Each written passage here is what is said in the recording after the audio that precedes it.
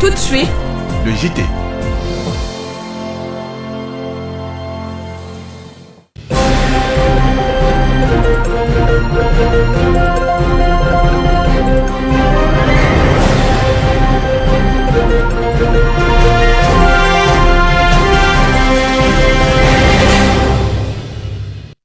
Très ravi de vous retrouver, mesdames et messieurs, ce soir pour la grande édition de la chaîne citoyenne Electron TV, la vision du futur. Bonsoir, le journal.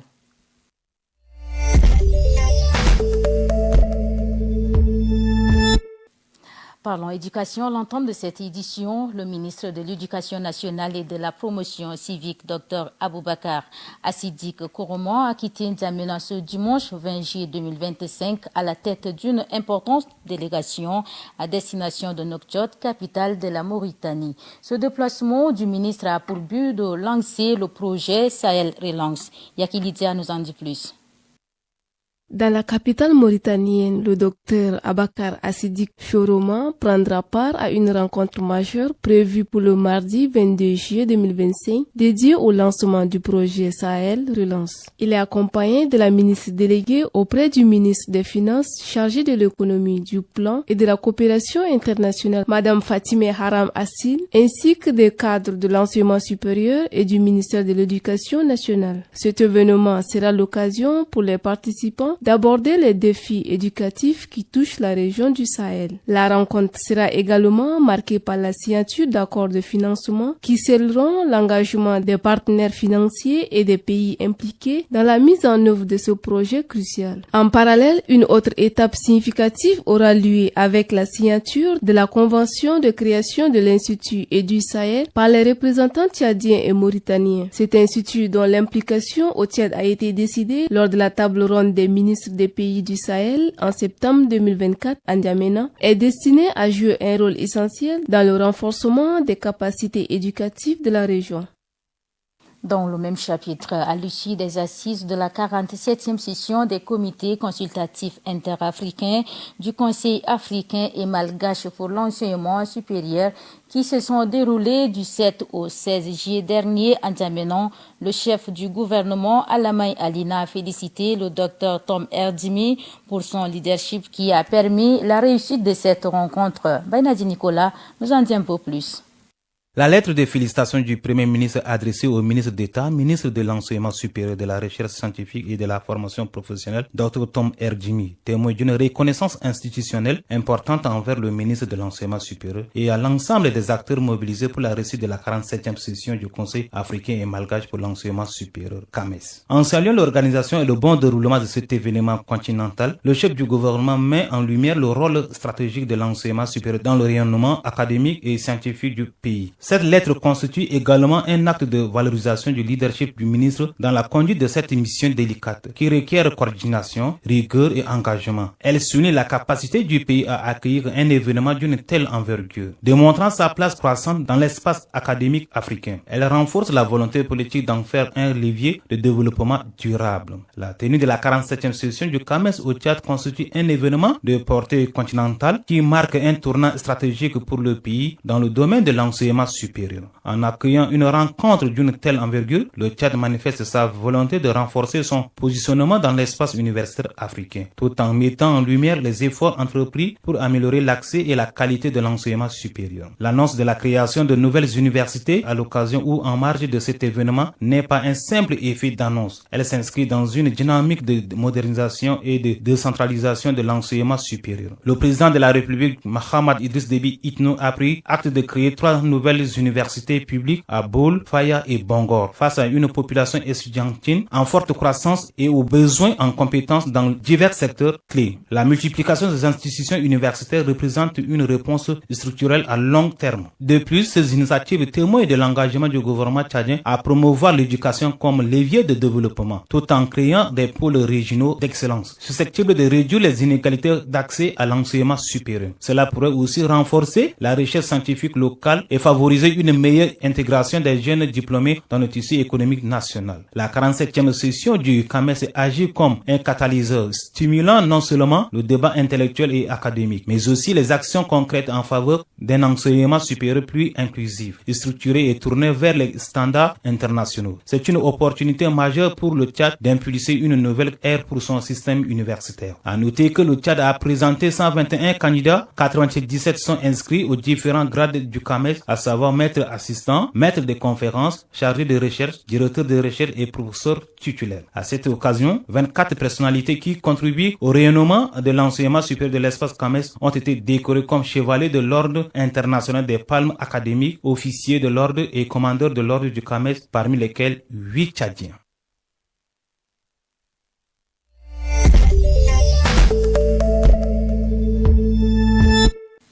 Autre volet de l'actualité, le Tchad, riche dans son histoire et de sa diversité culturelle, est confronté à des défis majeurs dans le domaine numérique, notamment la montée inquiétante de la cybercriminalité et la prolifération des discours de haine sur les réseaux sociaux. Bien que des lois encadrent la cybercriminalité, quelles sont les lois en vigueur et quelles mesures peuvent être prises pour réguler les comportements en ligne et sanctionner les abus? C'est la question que notre reporter Josephine Nabi a posé au député François Ndjekombe, 6e vice-président de l'Assemblée nationale, par ailleurs membre de la commission communication. Suivez. C'est important d'aborder ces sujets-là. Donc il y a une panoplie de lois sur la cybercriminalité et la cybersécurité au Tchad. La loi numéro 9 du 10 février portant donc lutte contre portant sur la cybersécurité et la lutte contre la cybercriminalité. Ça c'est très très important. Donc ça c'est en date du 10 février 2015. Mais en 2022, vous avez aussi l'ordonnance numéro 008 et l'ordonnance numéro 009 du 31 août 2022 qui assure la protection des citoyens, qui protège les données personnelles. La loi les choses évoluent très vite. Donc il faut aussi adapter les lois par rapport à cela. Entre les personnalités elles-mêmes, c'est pas le grand amour entre tout le monde. Donc il y a des gens qui sont incapables à visage découvert de vous dire la vérité, de vous attaquer, de faire ceci, cela. Donc, pour répondre à votre question, on pourrait bien croire qu'il y a quand même certaines personnes qui sont derrière des groupes, etc., des lobbies, des influenceurs, etc., dans le domaine, en fait, allant simplement dans le sens de nuire à telle ou telle personne, nuire à la réputation de telle ou telle personne, par des fake news, par des messages de haine, par des messages de division, etc. Je ne crois pas que la justice soit silencieuse. Si vous êtes insulté, vous êtes injurié sur les réseaux sociaux, etc., vous avez votre plein droit de porter plainte. Vous avez le droit d'agir et la justice va se saisir du problème. Donc il y a des gens qui font des captures d'écran, ils impriment, ils joignent à la plainte et puis la police va vous chercher. La gendarmerie va vous chercher. Quelle que soit la situation, tout est encadré. Et la justice est là, la justice protège également les citoyens. Donc celui qui se plaint, je crois que le juge ne dira pas non, il n'y a pas de loi qui encadre. Il y a des lois qui encadrent très bien. Mais moi, en ce qui me concerne, si j'ai un avis à donner, c'est vrai que ces lois-là existent, mais elles ne sont pas vulgarisées. Donc, je pense qu'il y a un domaine, en fait, il y a un travail à faire dans le domaine de la vulgarisation des lois. Parce qu'une loi, elle est adoptée, elle est promulguée, etc. Maintenant, il faut un mécanisme de vulgarisation pour que les citoyens sachent que dans tel domaine, si je fais ça, je peux être frappé par la loi. Si je fais ça, je peux être frappé ou bien tout ce que je suis en train de faire, je suis encadré par la loi.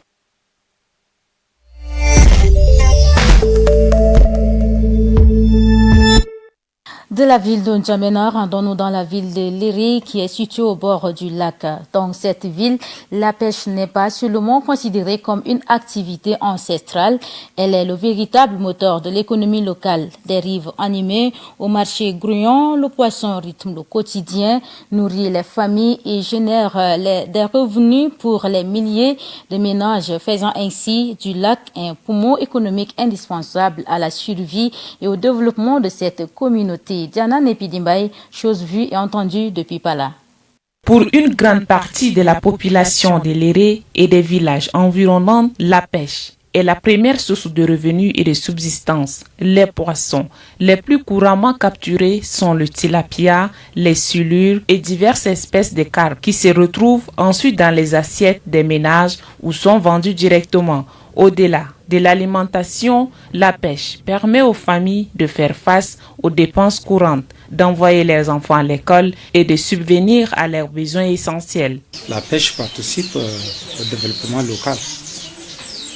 Parce que vous savez, chaque jour que Dieu fait, la pêche donne de l'argent à la population. Et pas seulement l'argent, les activités à la population. Parce que au dernier moment, nous avons remarqué que le fruit de la pêche aide beaucoup les femmes. Parce qu'il y a certaines femmes même, c'est grâce aux produits de la pêche, ils payent les scolarités sur leurs enfants, surtout les orphelins. Et je crois que la pêche ici à Léré n'est pas oubliée.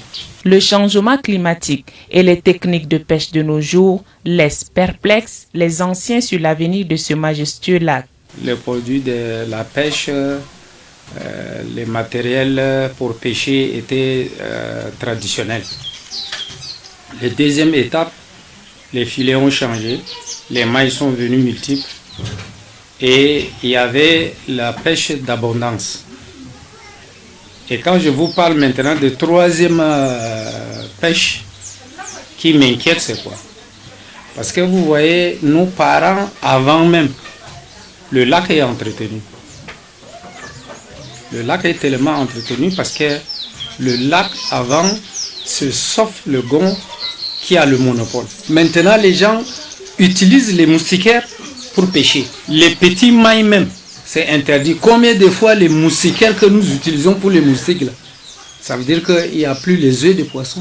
Vous voyez? C'est ça le danger. La pêche à Léré est un héritage et une force vive. Les poissons pêchés dans ce lac sont vendus non seulement dans la ville, mais au-delà des frontières, en protégeant cette ressource précieuse et en accompagnant les communautés dans une transition vers des pratiques plus durables. Léré pourra continuer à prospérer grâce à son lac, garantissant ainsi un avenir plus sûr et plus prospère pour ses habitants.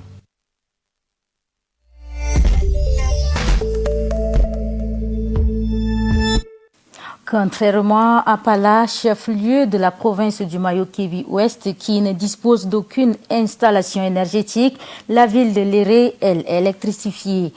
Si la population de Pala utilise des lampes torches, sinon des groupes électrogènes comme source d'énergie. De Léré, voici le reportage Siem Istangar Victor. Deux villes, deux réalités. Léré avance, Pala patiente.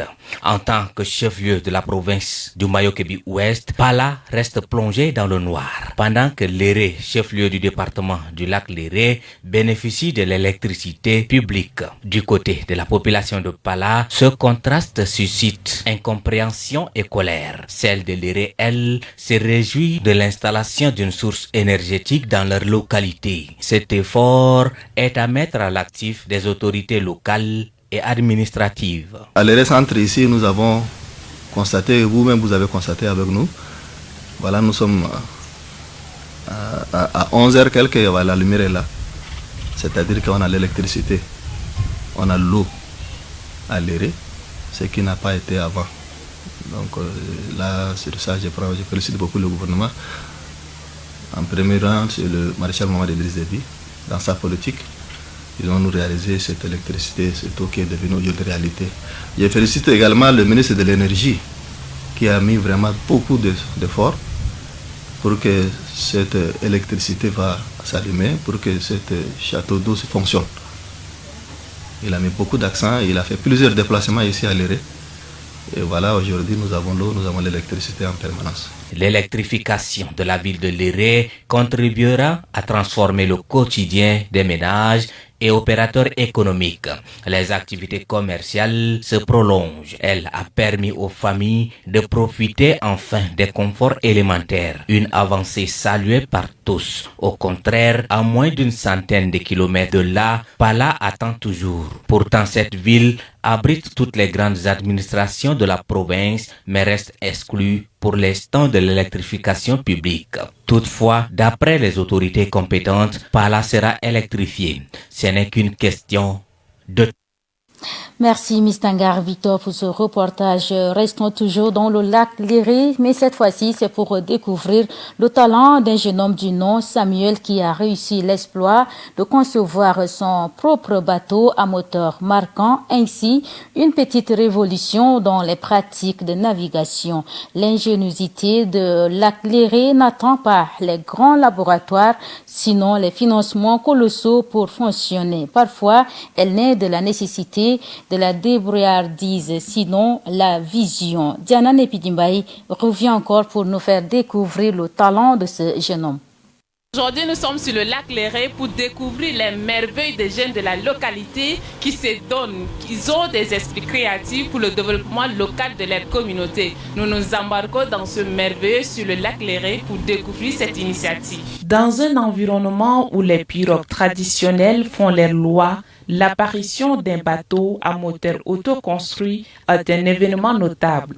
Kalzumbe Samuel, c'est de ce jeune qu'il s'agit, a su transformer une idée audacieuse en une réalité fonctionnelle en utilisant les moyens du bord et son ingéniosité. Les réalités de la communauté étaient le moteur de sa créativité. Cette idée m'est venue par rapport à des difficultés que nous avons eu à rencontrer sur le lac de Léré. Vous savez que vers les années, presque une dizaine d'années, Mourouami a subi le naufrage qui vraiment a fait perdre plusieurs vies humaines. Et j'avais fait une idée, j'ai dit, est-ce que si ce bateau était là, ça ne va pas sauver plusieurs vies de personnes? Samuel, la trentaine révolue, a utilisé les matériaux locaux pour construire la coque, installer le moteur et adapter un système de propulsion. Chaque soudure, chaque ajustement est le fruit de ses recherches, de ses essais et de ses échecs surmontés. Tout ceci contribue au développement local. Aujourd'hui, ce bateau qui est au niveau du département, l'arrivée de ce bateau, je peux dire que c'est mis en exécution il y a de cela 3 semaines. Le dimanche surpassé, il y avait une femme qui avait un problème d'accouchement compliqué. Elle avait même carrément anémie, elle mourait même carrément, je peux le dire. Le temps où je l'avais pris pour venir avec là, dès qu'elle est arrivée à l'hôpital central de Léré, on a posé d'abord 2 pots de sang afin que sa vie soit sauvée. Donc à ce niveau, je crois que ça contribue déjà au secours des difficultés que nous rencontrons au niveau du village. Ce bijou est mis au service de la communauté il y a seulement 3 semaines. Samuel lance un message à l'endroit des autorités afin de galvaniser les autres jeunes à emboîter ses pas. Il ne faut pas que ce bateau soit vu comme le bateau de Samuel. Mais il faut que ce bateau soit vu comme c'est un outil de développement dans le département.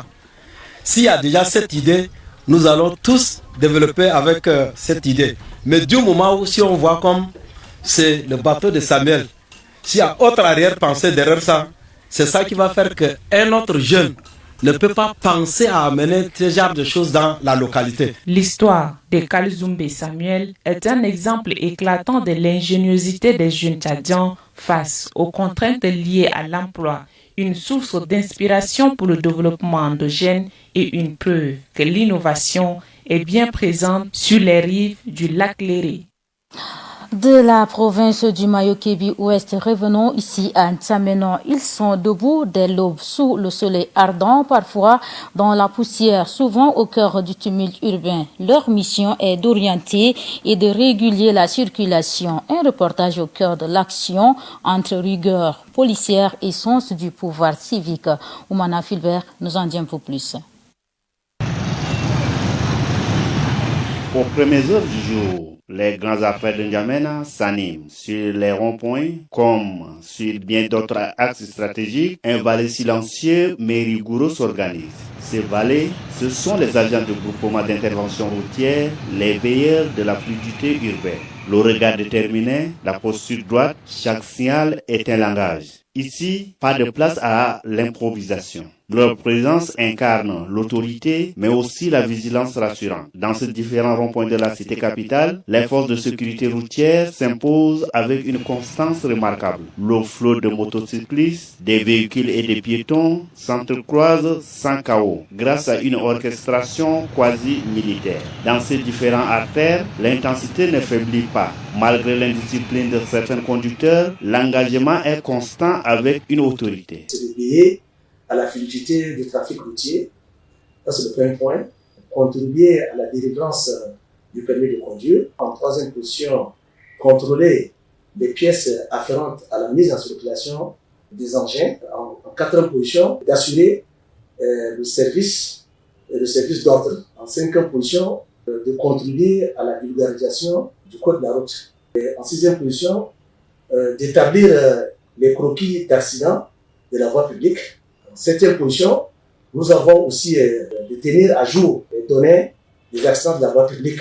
Et la suite, de collaborer avec les autres services compétents en charge de la sécurité publique. Dans une ville en expansion constante comme N'Djamena et où la pression démographique se traduit par une mobilité toujours plus dense, la mission de ces agents devient capitale. Leur présence quotidienne n'est pas seulement une question d'ordre, c'est aussi un vecteur de cohabitation harmonieuse. J'ai toujours lancé un appel solennel à l'endroit de tous les agents de la voie publique de passer par l'auto-école pour apprendre le code de la route. S'ils passent par là, ils n'auront pas de difficultés qui font recours toujours aux services concernés. Des ronds-points au carrefour, ces hommes et femmes incarnent une vigilance bienveillante, à condition que chaque citoyen les accompagne dans ses efforts. Car la sécurité sur nos routes est avant tout une responsabilité partagée.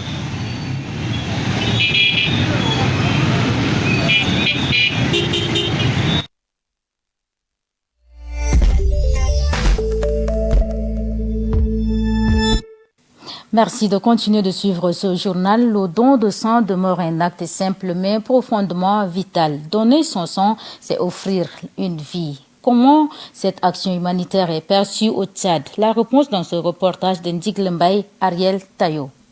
Au Tchad, comme partout ailleurs, les besoins de sang sont constants et urgents. Accidentés, femmes enceintes et en détresse, enfants amnésiques, patients opérés, tout dépend du geste solidaire des donneurs volontaires. Donner son sang, c'est sauver des vies, mais dans nos sociétés, il y a les donneurs familiaux et les donneurs volontaires, comme le souligne Dr Dumgo Mona Doni Nelson. Donc, quand on parle de don de sang, il faut savoir qu'au moins il y a deux types. Donc, vous pouvez faire le don de façon volontaire. Ça veut dire que vous-même vous décidez, vous vous levez un matin, vous partez pour faire le don. Ou bien vous pouvez faire le don parce que vous avez un parent peut-être qui est malade, hospitalisé quelque part et qui a besoin d'une transfusion. Et là, on parle de don familial. L'intérêt c'est quoi? Quand on parle de don de sang, ça veut dire qu'il y a au moins des besoins quelque part. Vous voyez tous les jours, nous avons des accidents de la voie publique. Les gens, ils fuitent à l'accident, ils peuvent faire des hémorragies. Et là, si le saignement est abondant, la personne va faire une anémie. Maintenant, pour compenser cette anémie, qu'est-ce qu'on fait? On peut recourir au don des sang. Avec une poche, on peut aider à sauver des vies. C'est aussi un geste sûr, encadré par des professionnels qui ne représentent aucun danger pour le donneur en bonne santé. Car, naturellement, le sang humain a une durée de vie. Pourquoi beaucoup hésitent encore par peur, par ignorance ou par négligence? Peut-être tu as une maladie quelconque et les gens vont aller découvrir. Donc c'est par peur.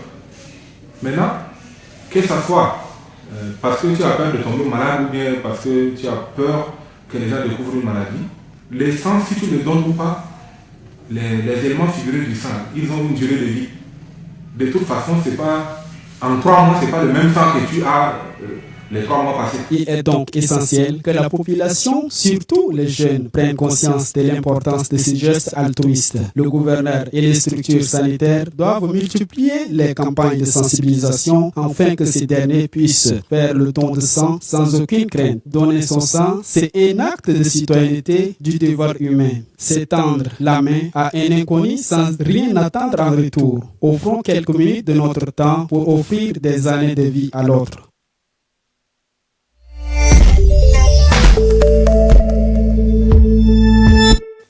Si vous avez vu le palais royal de Gong de Léré, vous aurez sûrement aperçu un édifice imposant, se dressant et faisant face au palais du Gong.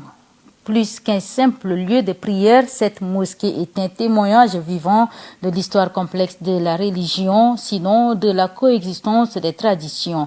Diana Nepidimbaï depuis Pala. L'emplacement de la mosquée devant le palais du Gong de Léré n'est pas anodin. Ce joyeux architectural, dressé directement en face du palais du Gong, le siège du pouvoir traditionnel Mundang, est hautement symbolique. Il marque l'intégration et l'importance de la foi musulmane dans une société où les pratiques ancestrales restent très présentes. Ce vis-à-vis reflète des siècles d'interaction parfois complexes entre les croyances et les autorités coutumières. Les mosquées, c'est toujours par rapport à cette guerre-là. Vous savez qu'eux, ils ont cru que les Moundans, c'est des gens qui ne sont pas nombreux et ils n'ont pas beaucoup de matériel de guerre. Mais ils n'ont pas pu les renvoyer. Et par rapport à ça, le Gong de Eola maintenant a négocié avec le Gong de Léré. Ils ont signé un pacte. C'est pour dire que entre nous, la paix. Donc c'est à partir de la guerre, le pacte est signé. Et aujourd'hui, le drapeau est resté. Quand on fait la fête Mundang, le drapeau de Eola, on présente avec le machin noir et puis blanc. C'est ça leur drapeau. C'est pour dire que le Mundang a la victoire sur eux. L'existence d'une mosquée en face du palais traditionnel Mundang à Léré illustre une coexistence souvent pacifique, mais parfois nuancée des croyances et des pouvoirs dans une région où les pratiques animistes et les traditions ancestrales restent vivaces. L'islam a su s'intégrer parfois en adoptant certaines coutumes locales.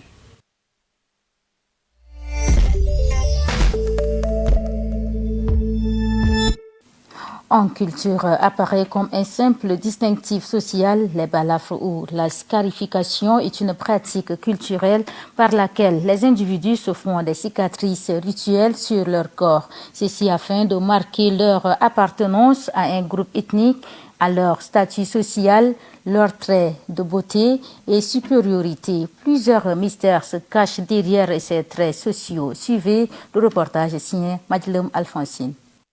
Ces pratiques varient profondément d'une culture à l'autre. Il est judicieux de respecter et de mieux comprendre ces pratiques dans leur contexte culturel et sociologique. C'est ce que nous explique le sociologue Dilbay Arnaud.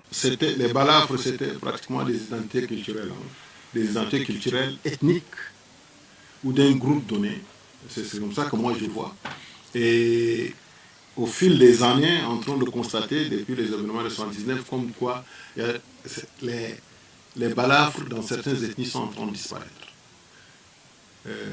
Moi, personnellement, ma maman porte encore les balafres, elle est là, elle est vivante. Elle est bagrimienne, donc elle porte les balafres. Avant, c'était les hommes, mes oncles, mes tantes, tous, moi, je les voyais que quand j'étais enfant, ils avaient des balafres. Aujourd'hui, ceux qui sont nés après, on ne voit plus de balafres. Vous allez même aller jusqu'à ceux qui assument leurs responsabilités traditionnelles, ethniques de cette communauté. Il y en a qui n'ont plus de balafres. Or, ces balafres-là étaient une identité, étaient une fierté pour reconnaître ce peuple-là. Vous allez au pays Sahara, il y en a également qui portaient des balafres. Dans la sphère culturelle, la scarification, qui était autrefois un style esthétique, une distinction ethnique, est aujourd'hui vue par la jeunesse comme une banalisation. Certains y voient comme une discrimination, mais l'on observe dans une partie septentrionale du pays, malgré cette banalisation, ces pratiques trouvent tout leur sens et place dans la communauté. On voit que les balafres, d'abord dans le pays sarmadingaï par exemple, qui porte les balafres? C'est l'homme qui est initié qui porte les balafres et ça permettait entre-temps de différencier les initiés des hommes non initiés. Lorsqu'on essaie de créer les balafres sur le visage, c'est pour dire que l'enfant qui vient de naître appartient à telle communauté. Et donc, c'est l'affirmation même d'une communauté. La tradition et la modernité font une belle transition et se connectent bien, ce qui permet à la génération d'appréhender l'essence de la culture en vue de mieux juxtaposer les époques ancestrales et actuelles. Les parents qui égayent le rôle de la première école doivent enseigner et transmettre ces valeurs à leur progéniture, car n'a-t-on pas coutume de dire « un peuple sans culture est un peuple sans histoire ».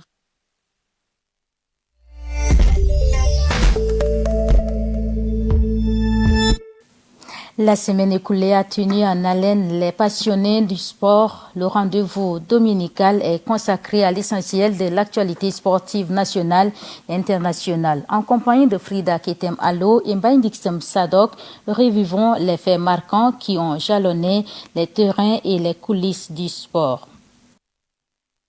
En N'Djamena, les playoffs de la Ligue de basketball ont atteint leur apogée. Le duel tant attendu entre Amtok City et les Bourgeons a livré un spectacle intense. Dans un dernier quart de temps renversant, Amtok City, guidé par la stratégie du coach Hervé Madison, s'impose brillamment de 80 à 65. Sur le front du football, la FTFA poursuit sa mue. Le 14 juillet, son conseil a tranché sur les questions clés, réforme du championnat, création d'un comité d'organisation de la Ligue 1 et professionnalisation du processus de sélection du futur entraîneur national. Le cabinet CAHR Management a désormais la charge d'évaluer les 66 candidatures reçues, où l'on note une faible présence de techniciens tchadiens, souvent freinés par des critères stricts. Côté international, les Sao du mini-football ont signé un sursaut d'orgueil en battant le Sénégal 2-1 à la CAN en Libye, mettant fin à 2 revers initiaux. Au chapitre des transferts, Ezekiel Douassel marque son retour à Bekasi City FC après une saison aboutie à percer la Lamongan en Indonésie, confirmant sa place de leader des Sao. Enfin, en Coupe du Cameroun 2025, l'heure est au quart de finale avec des affiches prometteuses entre ténors et outsiders dans une compétition toujours aussi palpitante. C'était votre rétrospective sportive de la semaine. À dimanche prochain pour un nouveau numéro de Sport Hebdo pour une plongée au cœur de l'actualité sportive nationale et internationale.